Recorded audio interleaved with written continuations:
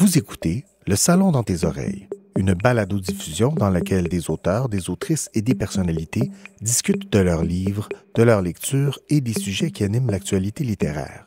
Les enregistrements ont été faits lors du dernier Salon du Livre de Montréal en novembre 2020. Ce contenu est aussi disponible en vidéo sur www.salondulivredemontréal.com. Bonne écoute et bonne lecture.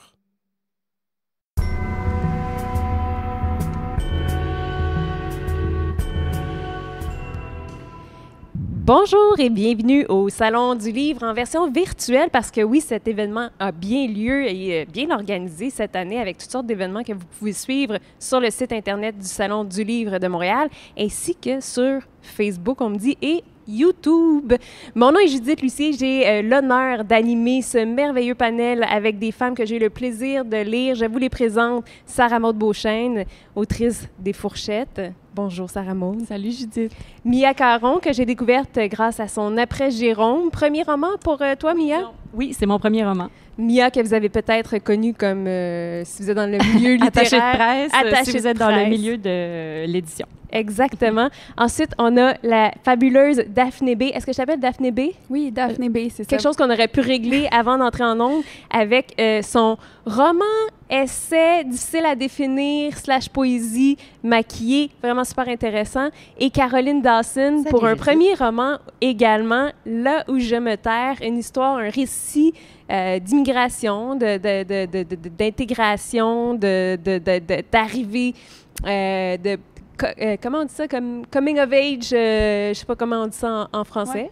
Ouais. Je sais pas s'il y a vraiment un terme en français pour ça. Oui, très intéressant, fort bien écrit. Et le thème de cette fabuleuse rencontre, c'est être une jeune femme en 2020. J'ai d'abord envie de vous poser la question, qu'est-ce que vous pensez de cette question-là? Je vais commencer avec toi, Sarah Maud. C'est une grande question. Quand je m'en venais ici, je me demandais vraiment ça voulait dire quoi. Ça veut dire être une jeune femme, ça veut dire être moi, je pense. Puis c'est comme il y a une pluralité des définitions, puis on en aura chacune une et chaque femme a sa définition de ce que c'est que d'être une jeune femme. Je pense que c'est d'être immensément complexe, puis c'est ça qui fait que je suis immensément fière d'être la jeune femme que je suis à l'époque où on est aujourd'hui. Merci. Effectivement, puis d'ailleurs, c'était une préoccupation que tu avais, Daphné, quand on a organisé le panel. C'est pas moi qui l'ai organisé, mais quand on m'a dit que pour toi, c'était important qu'on ne soit pas un panel homogène.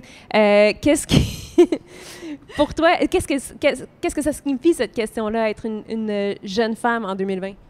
Bien, pour moi, il y a quelque chose de politique qui est sous-entendu dans cette question-là, notamment la question du féminisme. Puis je pense qu'en 2020, surtout, il faut avoir un féminisme ou des questions par rapport à la femme qui sont intersectionnelles, donc des voix qui sont plurielles, des personnes de couleur, peut-être des minorités de genre. Puis, je remarque quand même qu'on est plutôt homogène là, ici. Fait que, tu sais, il reste quand même beaucoup de chemin à faire, je pense, au Québec par rapport à ça. Parce que si on demande une question qui est aussi large, il faut avoir aussi le guts d'écouter, d'entendre des paroles qui sont différentes les unes des autres. Caroline, toi, comment as-tu senti, des fois, quand on est invité à des panels sur des thématiques, puis tu te demandes comment mon livre s'inscrit là-dedans, c'est un premier roman, comment tu t'es sentie quand on t'a approché pour ce panel-là? Pour être honnête, ma première réaction à mon éditrice, c'était « Mais je suis plus une jeune femme, moi, c'est fini, cette histoire-là, j'ai 2 enfants, je suis plus une jeune femme. » Mais elle a dit « Non, t'es jeune. » Je dis « Non, c'est juste ma couleur de peau là, qui vous fait croire ça, tu sais, je suis pas très ridée, mais je suis plus jeune. » Mais en même temps, je pense que la question au-delà de l'âge, c'est aussi la question de comment on devient une jeune femme. C'est aussi un apprentissage des codes culturels, des codes sociaux, et je pense que c'est peut-être là que mon roman va s'inscrire dans la thématique de cet apprentissage-là de qu'est-ce que veut dire être une jeune femme dans la société et comment on réussit à se négocier nos espaces de oui, je me sens faire partie de ce collectif-là, mais aussi je prends mes distances par rapport à certains dictats qui sont imposés aux jeunes femmes. Puis pour te donner ce crédit-là, il reste que ce récit, c'est un récit de, même si toi tu te considères plus âgée, c'est un récit de jeunes femmes qu'on suit de 7 à aujourd'hui, donc forcément qui passe par l'adolescence, par la jeune adulte.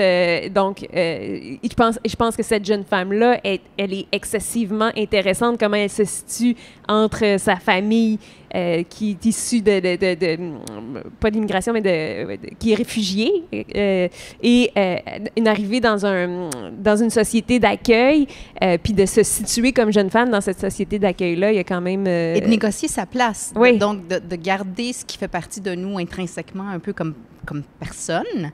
Parce que souvent, je pense que quand on parle d'immigration, on parle de la culture d'origine avec laquelle on négocie, mais c'est pas juste ça, c'est aussi qu'on a une personnalité dans cette culture d'origine-là.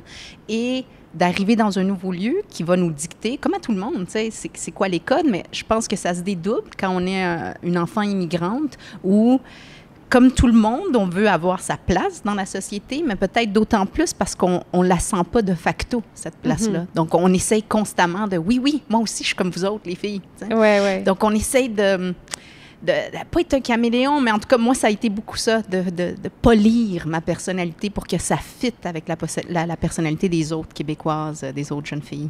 Puis je vais reposer la même question à Mia. C'est un premier roman aussi. C'est un roman, un récit de célibataire. Est-ce que la célibataire est une éternelle jeune femme? Ah, ouais, c'est une bonne question. Tu peux répondre à ma première question qui était moins compliquée aussi, là. Oui, non, c'est vrai que, en fait, ce livre-là, en plus, je l'ai écrit, ça m'a pris 5 ans à l'écrire. Donc, j'ai commencé en étant jeune femme, puis en étant un petit peu moins jeune femme à la fin. Donc, puis aussi, vu que ça m'a pris 5 ans, mon statut a changé aussi. Donc, tu sais, de célibataire à en couple, mettons. Mais, tu sais, la morale de cette histoire de ce livre, c'est ça, comme un peu Sarah Maud disait, c'est vraiment, tu sais, d'apprendre à bien vivre avec soi-même, tu sais, puis c'est ça, tu sais. Je trouve ça intéressant. C'est une personne entière, en fait. Je trouve ça intéressant que tu évoques le fait de bien vivre avec soi-même, parce que ce qu'il y a dans vos 4 romans, c'est ce qu'il y a de très fort en commun, c'est une espèce de difficulté à être dans la bienveillance envers soi-même, mais un fort désir aussi de l'être. Est-ce que vous pensez que c'est difficile pour la jeune femme en 2020 d'être bienveillante envers elle-même? Est-ce que c'est plus difficile? Oui. Je pense que c'est difficile, mais je pense qu'on est sur le bon chemin. Mais ce que j'ai remarqué aussi dans tous ces livres-là, c'est qu'on n'avait pas peur de raconter nos imperfections, je trouve, là. Puis de raconter nos écorchures. Ça m'a particulièrement marqué dans l'après-Jérôme. C'est ça, puis dans ton livre aussi, Sarah Maud et Daphné, tu sais, je trouve que, tu sais, on n'est plus dans la superwoman, on est vraiment dans, OK, on a du vécu, on le raconte, puis c'est brut, puis c'est ça que, ouais. Mais j'ai juste quelque chose à rajouter comme ça. Vas-y. Parce que je pensais à la question, puis juste l'étiquette jeune femme, c'est un construit social, tu sais. Puis je sais pas si on aurait fait une table ronde ici au Salon du Livre avec la même question pour le jeune homme.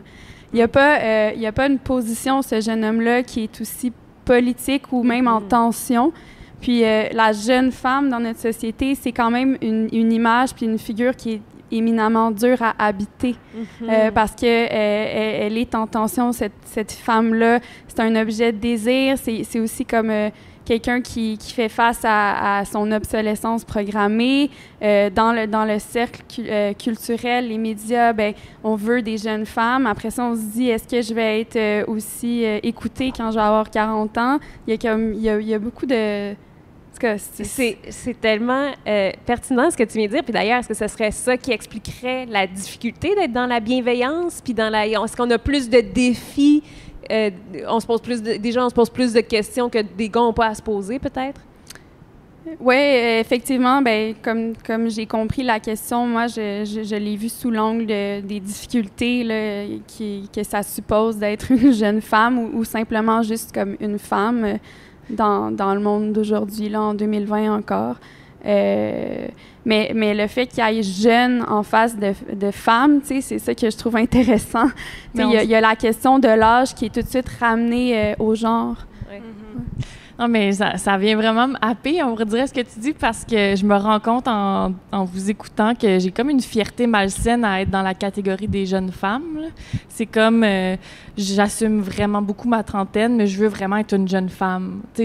J'aime ça, appartenir à ça, puis je trouve ça hyper malsain, mais je m'en rends compte aujourd'hui avec vous, là, mais c'est vraiment quelque chose que je sais que je vais avoir de la misère à laisser aller, puis à m'en défaire, puis toutes mes œuvres sont par rapport au fait que je suis une jeune femme, puis je me dis, là, en ce moment, je me dis, quand je serai plus une jeune femme, il va falloir que je me redéfinisse encore, puis je suis comme déjà épuisée. Hey, c'est capoté parce que j'ai vraiment l'impression d'être une extraterrestre parmi vous parce que, je sais que c'est pas à moi à parler, là, mais dans ma vie, moi, je me fais régulièrement dire que j'ai l'air jeune. J'ai 37 ans, tout le monde est comme « ça se peut pas, je pensais que t'avais 27 ». Et je déteste ça. Puis tout le monde me dit « mais tu vas voir, quand tu vas avoir 40, tu vas être contente que tu vas de passer pour une jeune ». Puis je suis comme... Moi, dans mon domaine, où on me demande d'être une personne intelligente, être une jeune femme n'est jamais un avantage. Donc, est-ce que je suis la seule autour de la table? Ben moi, c'est pas tant physiquement. On dirait que c'est tellement deux choses différentes. Moi qui vieillis physiquement, mon corps qui change, mon visage qui change, le regard des autres sur moi qui est différent. Ça, c'est vraiment autre chose, puis ça, c'est une autre thérapie. Okay. L'autre thérapie, c'est d'être considérée comme ingénue, comme nouvelle, comme rafraîchissante. J'ai travaillé en pub aussi. Tout est là-dedans. Là, tout est dans la jeune fille pimpante, pas encore écorchée par la vie. Puis on dirait que c'est vraiment deux choses pour moi. J'aime ça me faire dire que j'ai l'air d'une femme, mais j'aime être considérée comme une jeune femme dans ma carrière, dans mon propos, dans ce que je dégage. Puis ça, c'est pas nécessairement sain, selon moi. Est-ce que c'est politique? La question s'adresse... c'est clairement politique, évidemment. J'allais dire, moi, par rapport à la question de la jeune femme, j'ai l'impression que c'est pas nécessairement... c'est pas venu nécessairement de moi de vouloir incarner ça, même si c'est beaucoup ça mes livres, mais... C'est aussi l'image des médias, là, quand on va à la radio ou à la télé. C'est comme ça qu'on se fait caster aussi. Fait à un moment donné, tu peux te dire, ben si je réponds pas à ce casting-là, ben on va juste passer au suivant. Ouais. Donc, je sais pas, c'est très complexe. Puis je pense que ça vient des deux bords, de l'autre et de soi-même, cette image-là, ce désir-là d'incarner la jeune femme. Ouais.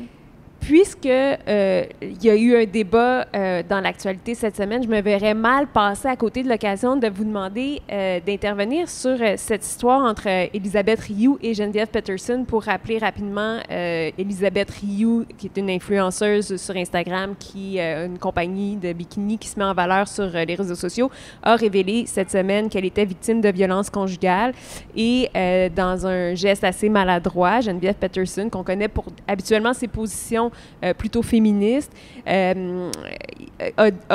cru bon que l'angle du sujet par lequel elle allait aborder cette histoire-là serait le fait de trop se montrer sur Instagram.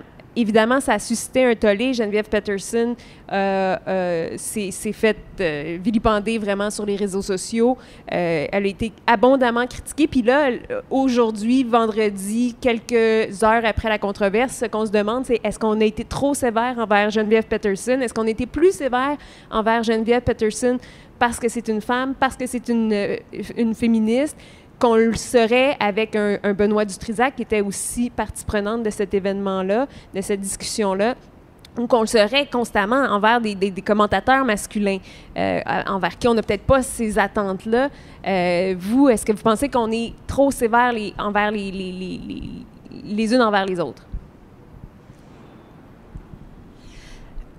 Moi, ce que j'aurais envie de dire, je ne sais pas si je réponds à ta question, Judith, mais ce serait de dire que quand c'est un système qui nous broie d'une certaine façon, les femmes, bien, évidemment qu'on en fait partie. On ne peut pas s'attendre à ce que soit tu es féministe et tu n'es pas touchée par ça du tout et donc tu fais aucune erreur parce que tu es toujours sur le qui-vive à caler tout ce qui est mauvais.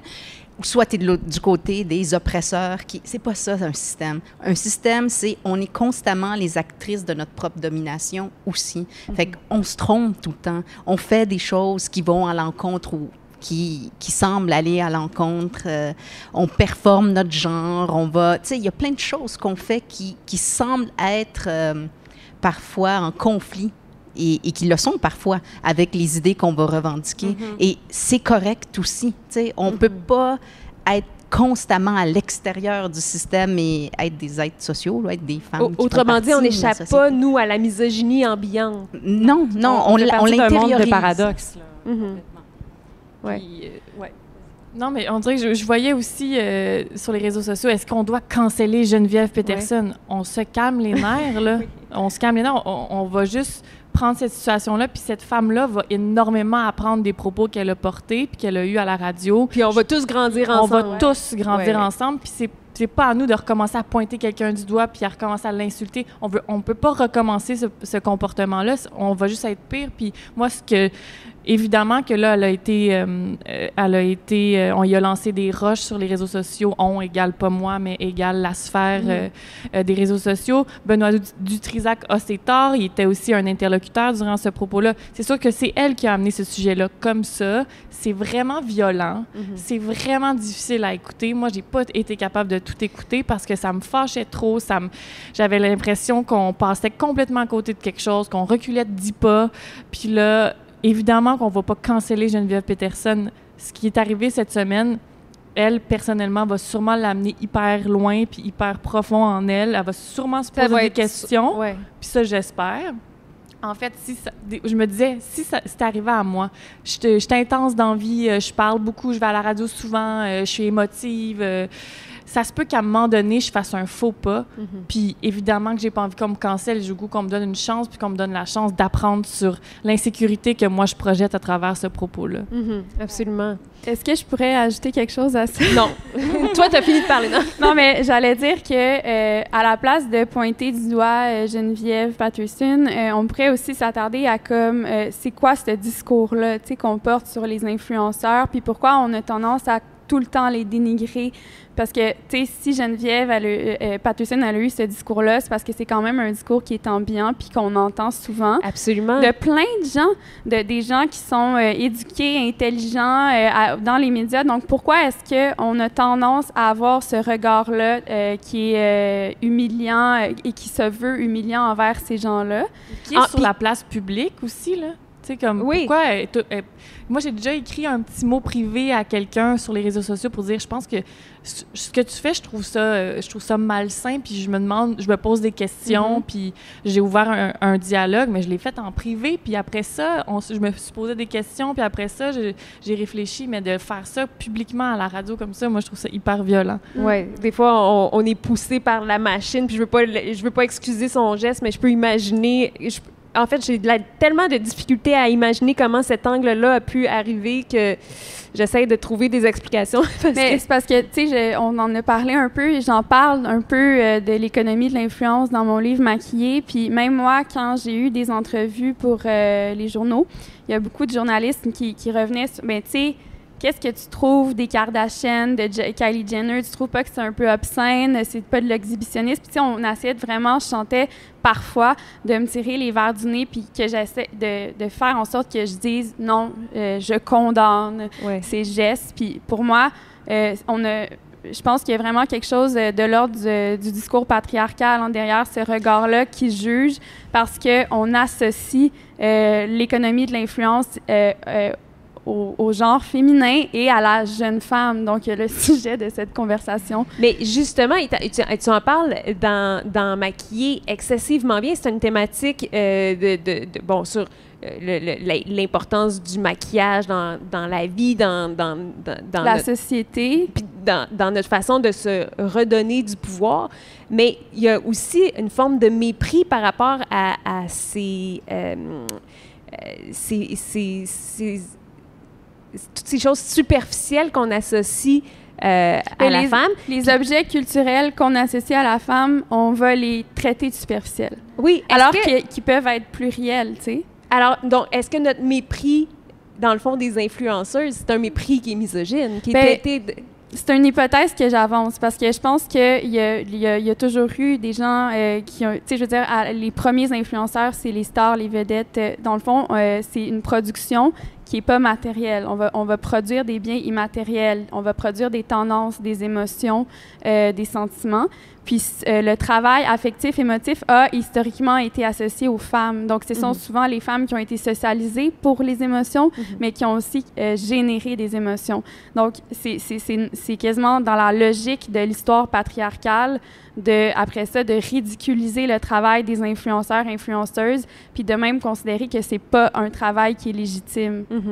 Dans Là où je me terre, Caroline, il y a toute une réflexion sur comment on intègre comme jeune fille les codes patriarcaux, justement, comment, bon, je me souviens dans une scène à un certain moment donné, tu es à l'école, puis tu parles de la fine ligne sur laquelle on navigue les filles pour pas être étiquetée de salope, mais être quand même intéressante dans le regard des garçons. Est-ce que cette question-là se pose autrement quand on est issu de l'immigration puis qu'on essaye encore plus de fitter in, de se fondre dans la masse? Est-ce que tu penses Je pense que la différence, je pense que cette ligne-là, elle est la même pour à peu près toutes les filles. La différence, je pense qu'on a beaucoup moins le droit à l'erreur quand on est immigrante. Donc, t'es déjà... En tout cas, tu te sens déjà comme n'ayant pas ta place ou n'étant pas sûre de ta place. Donc, la ligne est plus mince. Donc, mais la ligne est la même pour toutes les filles. Dans le livre, c'est quand on joue à l'attaque barbecue. Donc, il faut évidemment... Je ne sais pas si vous savez c'est quoi l'attaque. J'imagine que oui. Là, tout le monde sait c'est quoi. Donc, c'est l'attaque où il faut frencher les petits gars, ils touchent. Puis là, nous, il fallait qu'on dise ABC. Puis là, A, c'est un bec, ça joue. B, c'est sa bouche. C, c'est frencher. Mais là, tu ne pouvais pas, dès le départ, dire C, je veux te frencher. C'est genre, hey... Trop facile.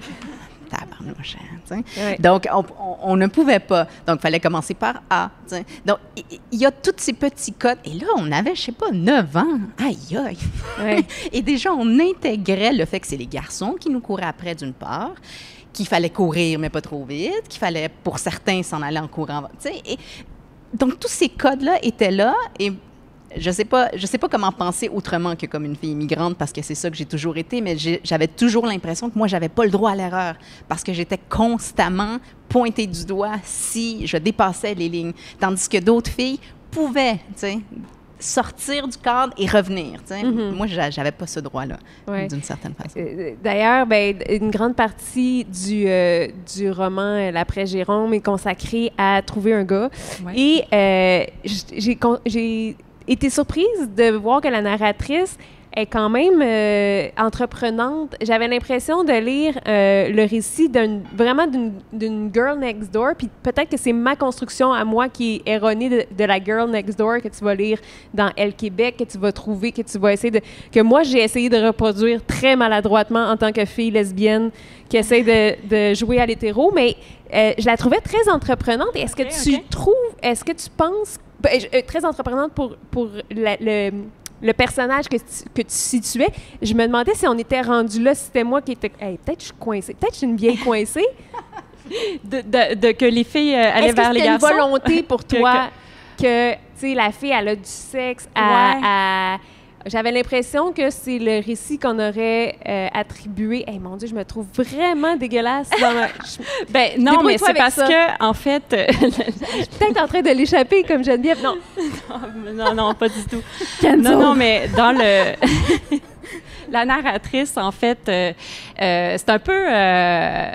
la sexualité pour elle, ou bien toutes ses conquêtes, c'est un peu pour s'en sortir, là, tu sais, d'oublier son Jérôme, là, tu sais. C'est un peu comme un mécanisme de défense, je pense. Puis, en même temps, cette narratrice-là, qui est, on va le dire, là, c'est tiré d'une histoire que j'ai vécue. En fait, ce qui est arrivé, c'est que... alors, mettons, elle voulait se matcher, tu sais. Elle voulait, puis je sais pas, je vais le dire, là, dans ma vraie vie, c'est ça qui est arrivé, c'est que quand j'ai eu 30 ans, je me suis dit, hey, ben là, il faut que je devienne une adulte, il faut que je me matche, il ne faut plus que je sois, faut que j'arrête de vivre comme une jeune, une adolescente. D'où probablement ma perception que c'est une fille, tu sais, qui est un peu conventionnelle, qui veut rentrer un peu dans le moule. Oui, qui veut rentrer dans le moule. Ben en fait, c'est ça, elle l'a pas du tout. Ouais. C'était pas du tout sa destinée. Fait qu'elle a continué, c'est ça, à essayer de se chercher un chum puis de se matcher, mais finalement, ben c'était peut-être pas ça qu'il fallait qu'elle trouve, et puis c'était plutôt de se trouver elle-même, là, c'est ça que la morale de cette histoire, là. Mais oui, c'est pour ça qu'elle multipliait les conquêtes. Mais tu sais, ça venait d'où, ça, cette histoire-là de vouloir se matcher à 30 ans, là? Puis, tu sais, je comprends pas qu'est-ce qui s'est passé, tu sais, c'est quoi la bulle au cerveau qui m'est arrivée, tu sais, tout d'un coup, alors que, j'étais peut-être pas rendue là encore, puis j'étais pas probablement assez solide non plus pour nécessairement être en couple. Mais d'ailleurs, c'est vraiment l'opposé de Sarah Maud qui, elle, semble vouloir vivre toutes les expériences dans Fourchette. Toi, ça va bien tes affaires, clac, on sabote ça parce que c'est pas assez le fun. Est-ce que ça fait partie du processus avant de te rendre à « je veux me caser » ou est-ce que ça fait partie, est-ce que c'est ça être une vingtenaire dans le fond? Ben moi, je veux tout faire pour pas que, puis ça c'est vraiment moi, mais je veux tout faire pour pas que mon but dans la vie, ça soit de me matcher, tu sais. Je veux me définir pour autre chose que pour le regard qu'on porte sur moi. Puis ça fait pas longtemps que je le sais. Je pensais vraiment qu'il fallait se matcher, moi aussi. Ben, là, quand tu dis que tu as une bulle au cerveau, c'est pas une bulle au cerveau, c'est la société qui t'a dit de faire ça. C'est ça. Conditionne à ça, oui. C'est-tu Cendrillon? Non, c'est ça. Donc, moi, j'ai eu longtemps, à travers ma vie personnelle, puis cette autofiction-là qui a suivi toute ma vingtaine, ça fait 10 ans là, maintenant que j'ai les fourchettes, c'était vraiment quasiment mal vu pour moi de tomber en amour puis de me caser parce que je voulais pas me plier à ce que la société voulait de moi en tant que femme. Puis aujourd'hui, je suis méga en amour, puis des fois, je suis comme, je veux pas trop le dire parce que je veux pas que les gens soient déçus de moi. T'sais. Mais là, tu viens de le dire. Là, je viens de le dire. On veut savoir avec qui, depuis combien de temps. Mais ça, on va appeler la clique du plateau. Oui. Puis, c'est ça, c'est comme un espèce de combat intérieur constant d'assumer que le choix d'être en amour, de pas être en amour, c'est mon choix à moi. Puis c'est pas le choix de mes parents qui voulaient que je me case puis que j'aille puis maintenant, là, ils ont compris que c'était perdu d'avance, là, mais tu sais, de plus suivre le chemin que je m'étais imposé, que la fiction m'avait imposé, que les livres m'ont imposé, que mes professeurs, tout ce qu'on m'a dit qu'il fallait que je fasse, c'était de me trouver un chum, d'être hétéro 100%, de me trouver un chum, de faire un bac, d'avoir 2 enfants, puis d'être heureuse. Puis là, c'est vraiment pas ça que j'ai envie de faire. Puis on dirait que c'est ça, moi, c'est un peu le contraire, c'est que je veux vraiment, vraiment pas me plier à ça. Puis c'est difficile parce que c'est naturel de tomber en amour, c'est naturel vouloir être en sécurité, être aimé. Je veux vraiment arrêter de voir ça comme quelque chose de négatif. Au contraire, c'est pas mal la plus belle chose au monde, là, être en amour, puis c'est encore vrai. Mais c'est comme un peu un combat féministe que j'ai développé dans ma vingtaine, c'est de le faire pour moi. Vraiment. On sent beaucoup ça, d'ailleurs, dans les fourchettes. Cette idée de découvrir quelque chose sur toi, puis parce que c'est un processus qui te suit vraiment tout le long de ta vingtaine. Qu'est-ce que tu as appris, en fait, sur la vingtaine? Beaucoup de choses. Une grosse question, hein? Non, mais en fait, c'est un peu ça, là, c'est que j'ai le droit à mon chemin. C'est vraiment quétaine, mais j'ai le droit de décider de tourner à gauche, après ça de faire un U-turn, d'aller tout droit, puis de suivre quelque chose de super conventionnel, puis après ça de faire 4 pas en arrière. J'ai le droit d'avoir un enfant, j'ai le droit de pas en avoir, j'ai le droit d'en avoir 10, j'ai le droit de dire que j'en veux pas, j'ai le droit de dire que j'aime pas ça, j'ai le droit de changer d'idée, j'ai le droit de tomber en amour de plein de façons. C'est vraiment une affaire d'indulgence envers la femme que je suis, je pense, que j'ai appris à travers ma vingtaine. Puis, d'ailleurs, une autre chose qui ressort de vos 4 œuvres, c'est vraiment le fait de se questionner énormément sur sa condition. Je ne suis pas sûre, je connais pas beaucoup les hommes, pour être très honnête. Ce qu'on appelle les messieurs. Est-ce que les... Puis là, je veux pas catégoriser, là, les gars sont comme ci, les gars, mais on est quand même socialisés différemment. Pensez-vous que les gars se cassent la tête sur ces questions-là autant qu'on peut le faire? Je le sais pas, mais tantôt, en entendant Sarah Maud, je me disais, je pense que c'est aussi... On a l'impression qu'on défriche les femmes hétéros. Je dirais pas qu'on défriche, que des femmes hétéros défrichent. Oui. Dis de même. Parce que j'ai l'impression que c'est des questionnements que la communauté queer elle a depuis longtemps. C'est quoi l'amour? Comment on devrait vivre en amour? Comment se libérer tout en étant amoureux, amoureuse? Tandis que chez les hétéros, il y a tellement comme... Il y a des couches oui, que nous, on casse là, déjà. Qui ont été cassées. Ouais. Ça fait des décennies. Tandis que là, j'ai l'impression qu'on est dans les premiers balbutiements chez les femmes hétéros de se dire « Ah, tiens, on pourrait vivre l'amour autrement. » Et là, mettons, les luttes fécondes de Catherine Dorion qui arrive. Mais ça a été écrit 100 fois là, par la communauté queer. Mais les femmes hétéros sont comme quoi? On peut faire ça? Donc, j'ai l'impression... Faire quoi, par exemple? Par exemple, elle a des enfants avec des hommes différents qui ne sont pas ses partenaires. Dans les luttes fécondes de Catherine Dorion, oui. Donc, je me dis, j'ai l'impression que nous, on se découvre aussi parce qu'on est pognés dans nos sociétés respectives qui ne sont pas les mêmes. C'est pas toutes les mêmes communautés qui ont les mêmes réflexions, puis nous, on est comme 30 ans en retard. Puis d'ailleurs, dans la découverte de l'hétérosexualité que j'ai faite à travers vos œuvres, parce que je dois vous avouer que pour de vrai, ça fait très, très, très longtemps que je suis lesbienne et que je ne me pose plus ces questions. J'ai l'impression... Une chose que j'ai découverte, c'est que j'ai l'impression, puis c'est pas un jugement, j'ai rien contre les hétérosexuels, mais j'ai l'impression que vous mettez beaucoup d'énergie à protéger les égos des garçons. Je l'ai lu beaucoup dans vos livres. Est-ce que vous le ressentez? Ben moi, je suis bisexuelle. J'ai présumé, je m'excuse. J'ai eu des relations avec des femmes et des hommes. Je pense que effectivement la différence, c'est dans la socialisation. Donc, nos rapports avec les hommes sont différents.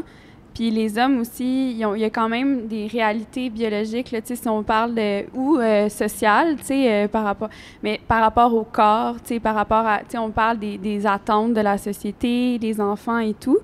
Mais une femme, il y a quand même une fenêtre de fertilité qui est limitée. Je veux dire, les hommes ont des questions à se poser aussi, mais ils ont peut-être plus de latitude, puis ils ont plus de pouvoir aussi qui leur sont octroyés par plein d'avantages ou de privilèges qu'ils ont. Fait que c'est sûr qu'ils ont peut-être moins de questions à se poser, là, pour répondre à la première question.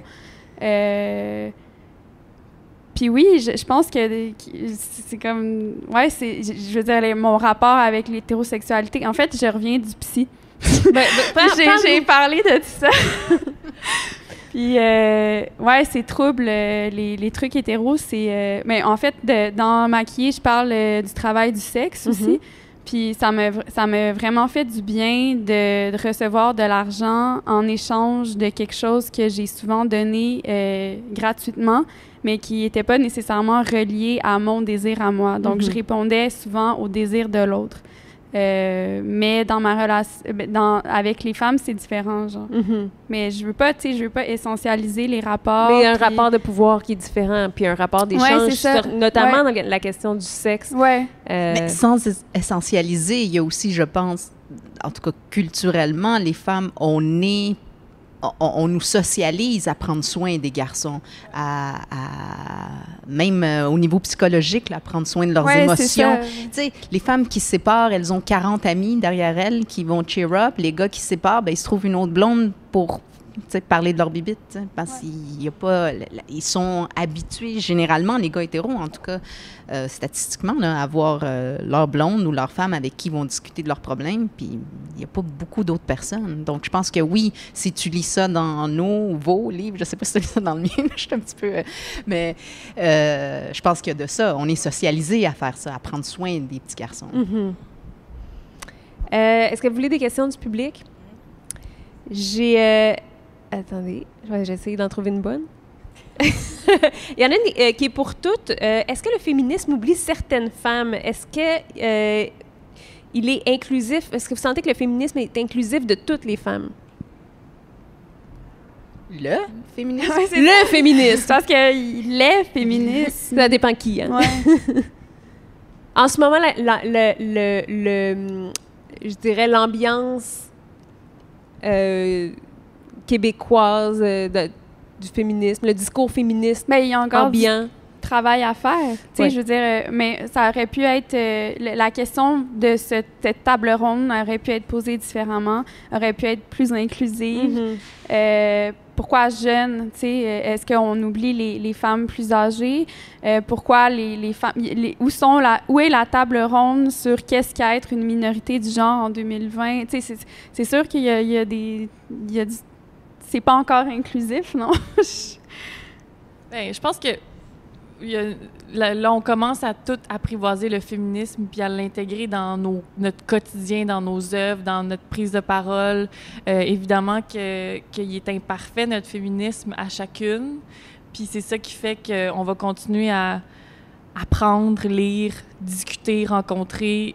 J'ai plein de rencontres à faire encore. J'ai plein de femmes à qui parler. J'ai parlé à tellement pas assez de femmes dans ma vie que je me dis que c'est le travail d'une vie. Puis j'ai pas le goût, j'ai le goût d'apprendre à tous les jours, mais j'ai pas le goût de me taper la tête en me disant « t'es une mauvaise féministe parce que t'es pas assez inclusive ». Je le sais que je suis pas assez, mais j'essaye de l'être. Puis je pense qu'il faut tous se dire ça. Puis c'est en se disant ça tous les jours dans tout ce qu'on fait qu'on va avancer un petit peu à chaque jour dans ce féminisme qui inclut tout le monde.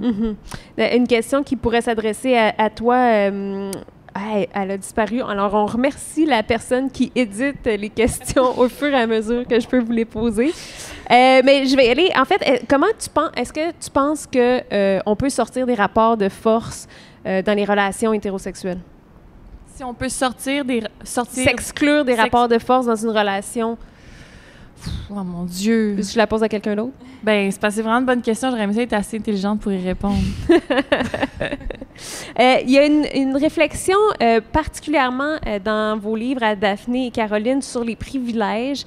Je l'ai trouvée particulièrement intéressante. Je me suis reconnue évidemment dans le questionnement de la femme blanche qui se remet en question sur ses privilèges. Par exemple, quand tu parles du maquillage, puis tu dis « je le sais », que ces produits-là ils ont été faits au péril de jeunes enfants dans je sais pas quel pays qui ont des conditions de vie exécrables, qui en meurent, et je continue d'acheter ces produits-là.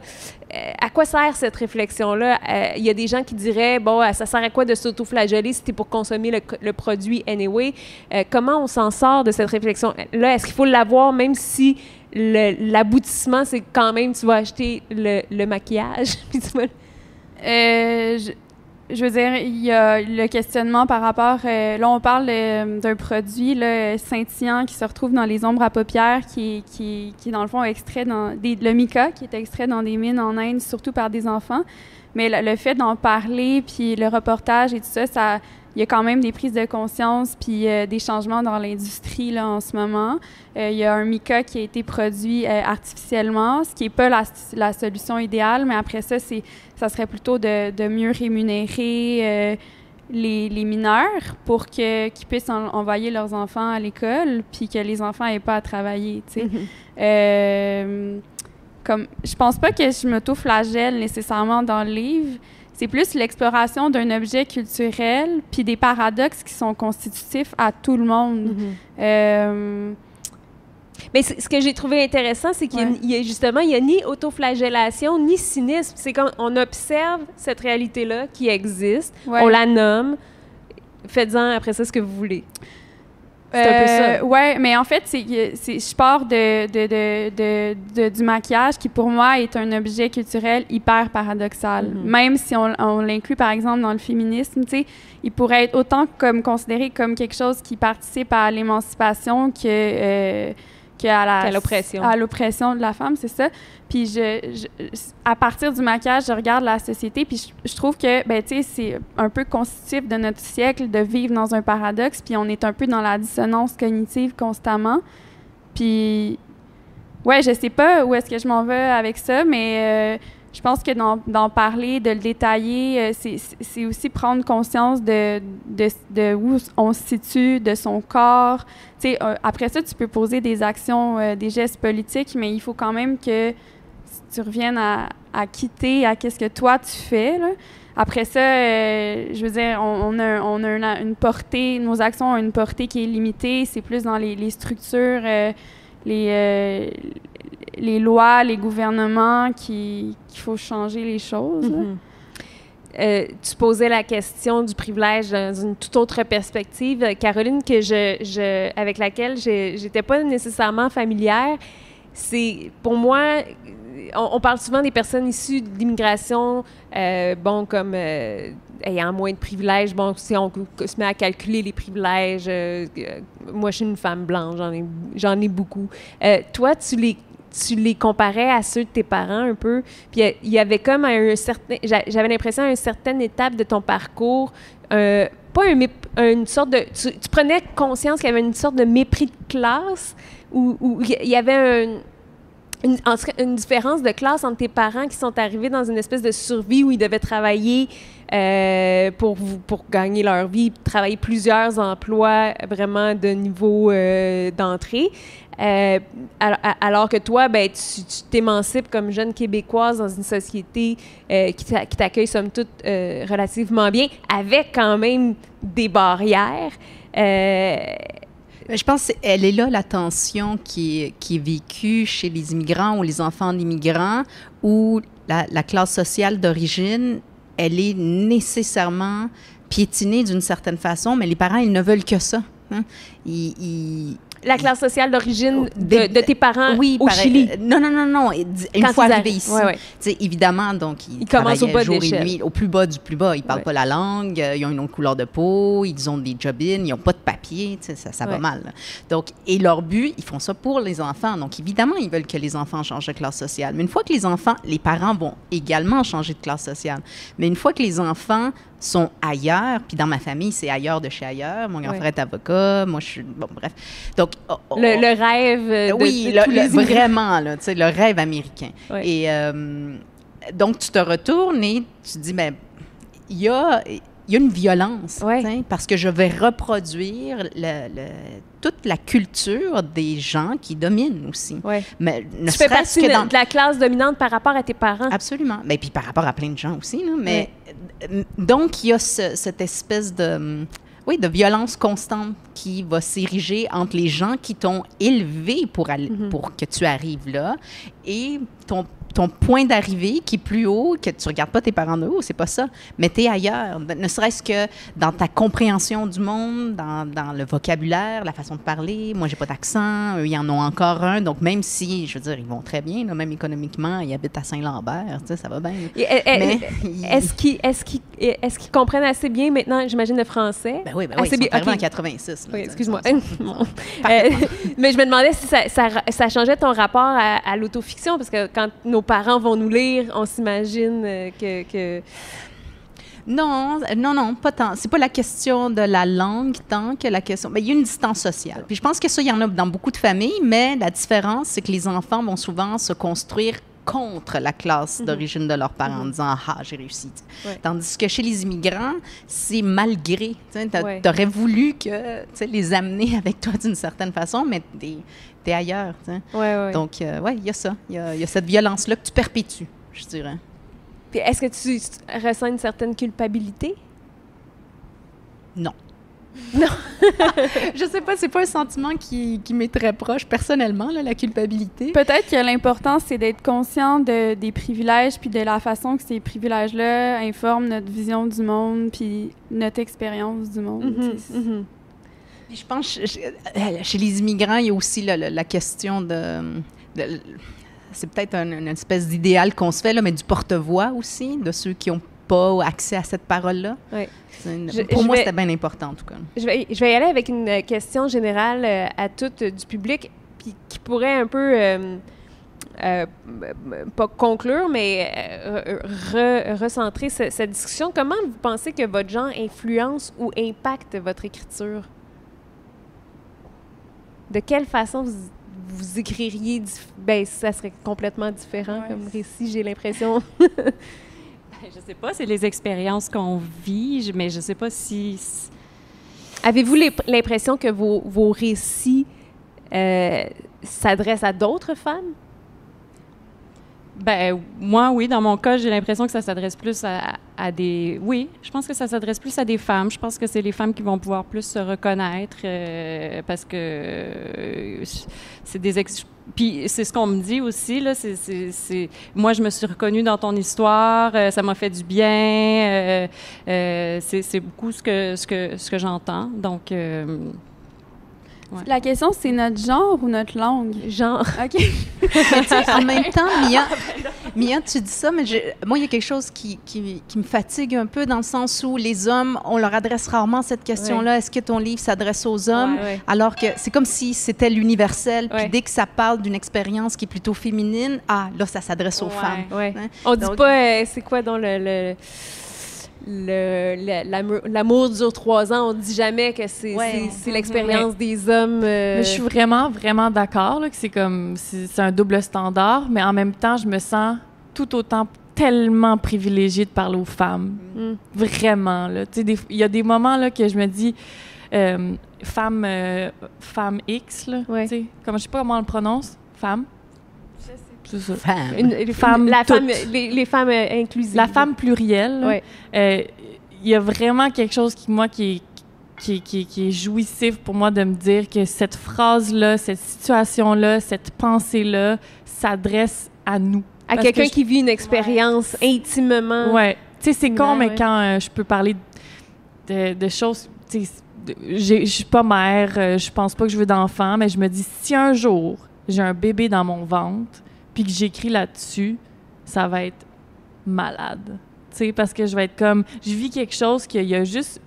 que c'est pas tout le monde qui peut vivre, tu sais. Mais justement, tu sais, partant de la position d'un homme, moi, je pense que c'est important pour les hommes de lire sur cette expérience-là qui leur est étrangère, tu sais. C'est pourquoi lire juste sur des expériences qu'on connaît. Ouais. Puis moi, c'était mon intention avec Maquiller, c'est de parler du maquillage parce qu'on n'en parle pas de façon sérieuse. Puis de montrer aux hommes qu'est-ce que ça pouvait vouloir. Qu'au-delà de la superficialité qu'on voit. Aux hommes, aux femmes. Puis d'ailleurs, j'ai beaucoup d'hommes qui m'écrivent, qui ont lu Maquiller, puis qui sont comme « Wow, je capote, je découvre un monde et tout. » Puis tu sais, c'est comme au-delà du genre ou de ce qu'on peut rapporter à notre genre dans nos expériences. On parle de plein d'affaires. Là. On parle d'identité, de deuil. C'est des expériences constitutives de l'humanité. Là. Mais je comprends. Il y a comme une espèce de dilemme en même temps, parce qu'il y a quelque chose d'intéressant de parler d'une réalité très spécifique à des gens qui peuvent vivre ou non. Tu sais, je veux dire, à la limite, il y a des hommes qui peuvent davantage se reconnaître dans tes récits que moi, en tant que fille lesbienne qui est casée depuis 10 ans, qui est vraiment pas dans qui est jamais en train qui est pas dans la séduction. Tu sais, mon expérience de la vie comme femme est très différente de la vôtre. Mais je trouve que des fois, quand je parle de petits moments, c'est vraiment anodin, mais quand tu es avec tes amis de femmes puis que tu parles de menstruation, c'est vraiment, vraiment libérateur de parler à quelqu'un là, qui a exactement la même douleur que toi, qui a exactement le même struggle, de planifier tes vacances en conséquence de ton cycle parce que tu sais que tu peux pas aller te baigner à la mer parce que tu as trop mal au ventre, parce que tu souffres trop, parce qu'il faut que tu t'organises. C'est juste des petits moments comme ça que je trouve qui sont hyper précieux puis que moi, je suis fière de pouvoir les écrire puis en discuter. Mais évidemment que j'ose espérer que quand je parle de comment je me sens, qu'il n'y a pas juste une fille qui peut faire « moi aussi » ou « ah, je comprends, j'aimerais vraiment ça qu'un gars hétérosexuel puisse dire « je comprends comment tu te sens, puis merci de partager ça » parce que ça me fait me poser plein d'autres questions. Découvrir que cette réalité existe ou effectivement. Comment tu te sens? Je veux dire 10 sur 10. Mais non, je suis d'accord avec cette espèce de sentiment-là de sororité. Puis d'ailleurs, c'est ça que je trouve dans la lecture qui est formidable, c'est que, tu sais, on peut lire, mettons, une autrice qui existait il y a 100 ans, puis se reconnaître dans ses mots, puis dans l'expérience qu'elle décrit, puis tu as l'impression qu'elle fait partie de ta famille. Dans le fond, tu peux l'inclure dans ta famille intérieure d'écrivaine. Puis, mais j'allais dire, j'ai pensé à ça. Tu sais, j'ai étudié en littérature, moi, puis pendant longtemps, tu sais, j'ai lu presque juste des hommes.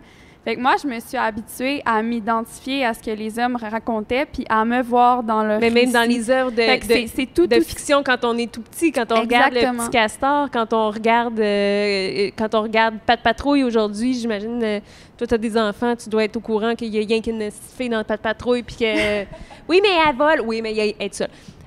Mais même statistiquement, dans le domaine de l'édition jeunesse, il y a beaucoup plus d'œuvres jeunesse où le personnage principal est un garçon ou masculin. Là, ça peut être un petit ours masculin, parce que les parents de garçons vont acheter des livres avec un personnage masculin, mais les parents de filles vont acheter un personnage qui peut être soit masculin, soit féminin. Donc, quand on fait un personnage principal féminin, on se dit, on se coupe la moitié du lectorat. Ouais. En revanche, moi, je travaille dans le milieu de la littérature jeunesse beaucoup. Puis, je vais vous dire que moi, ce que je lisais quand j'étais petite fille, il y a, mettons, 30 ans, là, on est ailleurs en littérature jeunesse complètement. On a de nouveaux modèles, puis ça, c'est vraiment, vraiment positif. Oui, il y a de l'amélioration, mais il y a encore énormément de chemin à faire. Moi, je ne suis pas très en contact avec les œuvres de fiction pour enfants, mais quand je le suis via mes neveux et nièces, je suis assez horrifiée. Ah oui? Je trouve que c'est des œuvres qui sont nouvelles ou bien non, mais je parle surtout à la télévision, cela dit, là, pas des œuvres littéraires. Une question qui nous vient du public pour toi, Mia. On sent beaucoup dans la presse Jérôme là, la présence des applications de dating. Oui. Là, les filles, est-ce que la jeune femme de 2020 échappe à devoir rencontrer via les applications? J'espère. En tout cas, moi, ça a été un flop total. Mais j'ai tenté, là, parce que bon, j'ai essayé, tu sais, c'est vraiment ce qui est populaire, là. Fait que j'ai essayé, mais au début, je voyais ça comme un jeu aussi, hein.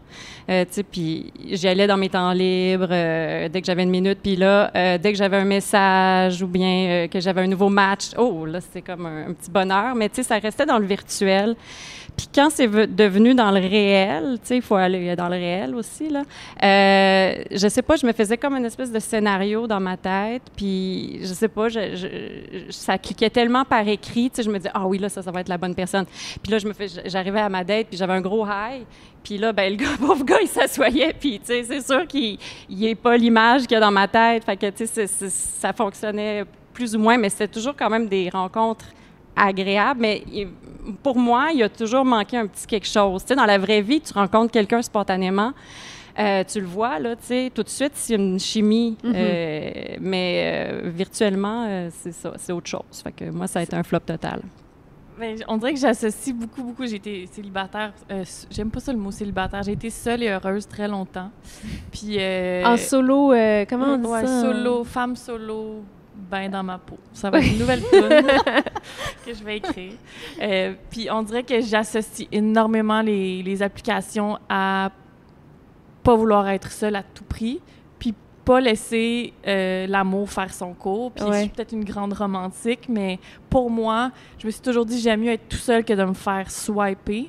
Puis c'est comme, il y a comme, pour toi, dans ta perception, il y a comme une espèce de détresse. Ben c'est que... D'incapacité à accepter la solitude. Ouais, si t'es pas capable d'attendre de tomber en amour, comme la vie fait en sorte que tu tombes en amour, comme ça s'est fait depuis la nuit des temps, je me dis, puis c'est pas un jugement, c'est vraiment personnel à moi, mais je me dis parce que t'as pas appris à être bien avec toi-même. Puis pour moi, c'était, c'est pas, je me vante pas de ça là, mais je me suis jamais inscrite à une application parce que c'était comme une défaite pour moi. C'était comme si je voulais accélérer le destin. Là. Je suis peut-être trop fleur bleue, mais c'était important pour moi de m'accrocher à ce que je trouve si beau de l'amour, ce qui est spontané, inconnu, nouveau. Mais est-ce que ça te met pas un peu en porte-à-faux de ton époque? Parce que ma conception de la jeune femme Je ne vais pas croire, en plus, je le dis vraiment au singulier, la jeune femme. Elle va sur Tinder.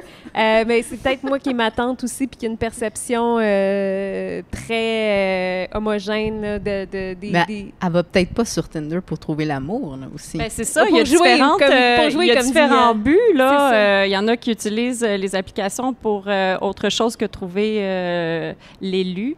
Tu sais, beaucoup de gens qui sont là pour les relations sexuelles, là, on va se l'avouer. Mais pour justement,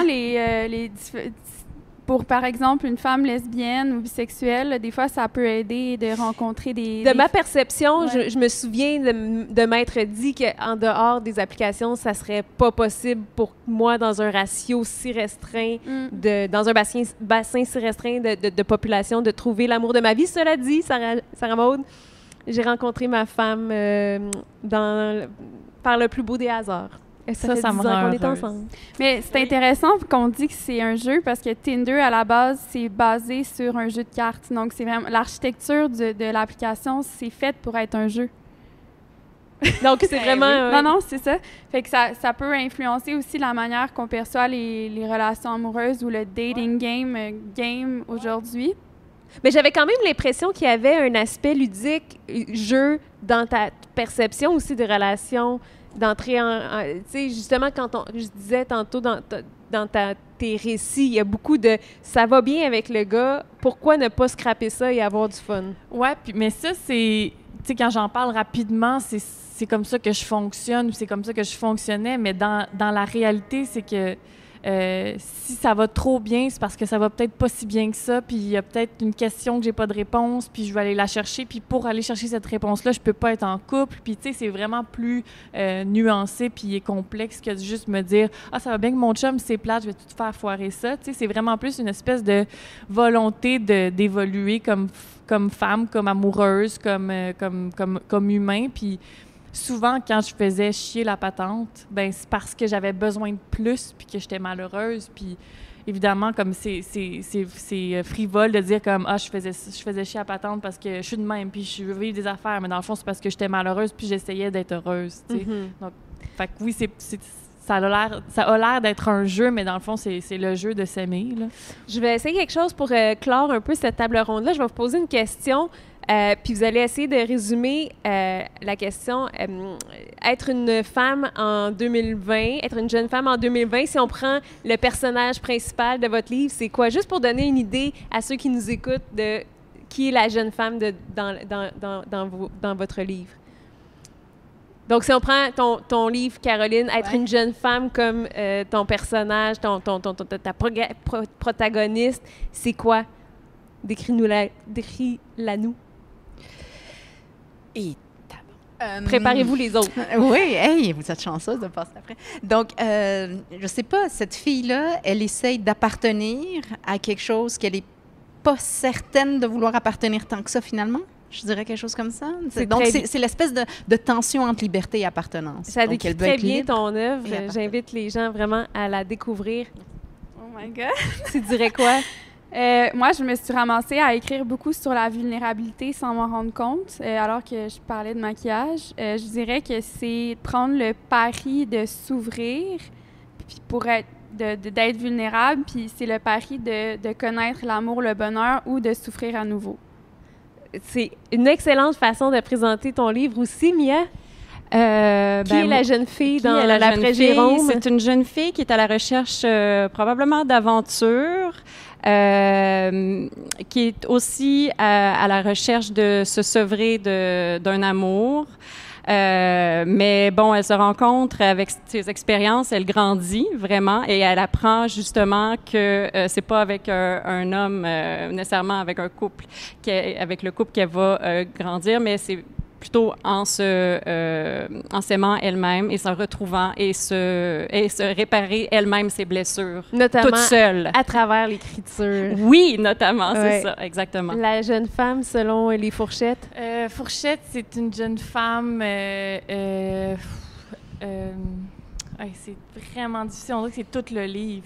Il faut le lire pour vrai. savoir ça. Mais en fait, moi aussi, j'ai le goût de parler de vulnérabilité, en fait, d'assumer qui elle est, puis d'assumer l'imperfection qui la définit aussi, puis de travailler dans ce sens-là, tranquillement, avec pas trop de pression, juste pour réussir à s'aimer elle-même, en fait.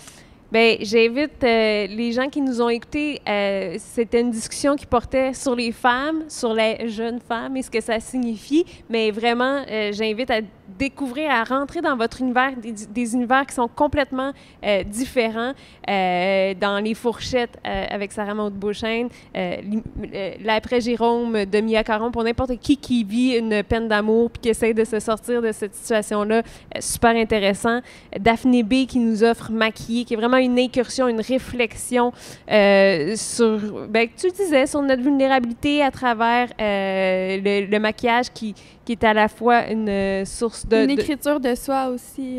Je fais le parallèle entre le maquillage puis, en fait, l'acte d'écrire, puis... Ouais. Absolument. De se définir aussi à travers ça. Là. Absolument. Puis, tu sais, c'est une réflexion absolument nuancée sur le maquillage, à la fois source d'oppression et d'émancipation. Et Caroline Dawson, un récit d'immigration, un récit initiatique sur l'arrivée d'une personne extraordinaire que la littérature québécoise découvre en ce moment. Et ton livre sort mardi, si je ne m'abuse, donc vraiment dans les librairies mardi, là où je me terre. C'est vraiment un plaisir pour moi d'animer cette table ronde avec vous quatre fabuleuses femmes. Mon nom est Judith Lucier et je vous souhaite un bon salon du livre.